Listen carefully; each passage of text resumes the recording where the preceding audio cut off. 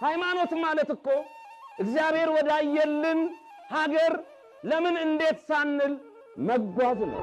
እኛ አሁን ተራራውን አይተን እንፈራለን። እግዚአብሔር ግን ከተራራው በስተጀርባ ያለውን ሜዳ ነው ያየልን። እኛ አሁን ሞትን አይተን እንፈራለን። እግዚአብሔር ከሞት በስተጀርባ ያለውን ትንሣኤና ሕይወት ነው ያየልን። እኛ ሕመምን፣ እስራትን፣ ችግርን አይተን እንፈራለን። እግዚአብሔር ግን ስንታሰር በሰማይ መፈታትን፣ በምድር ስንንገላታ በሰማይ የደስታ ሕይወትን ነው የሚመኝልን። ምክንያቱም ሞት ፍቺው በምናምን በተዋህዶ ልጆችና በማያምኑ መካከል አንድ አይደለም። እምንሞትለት ዓላማ ከሌለን ለመኖር ብቁ አይደለንም። ሕይወትም አላከበረችንም፣ እኛም አላከበርናትም። እንመን። ላመነው ካልሞት ያመነውን አላመነውም ማለት ነው።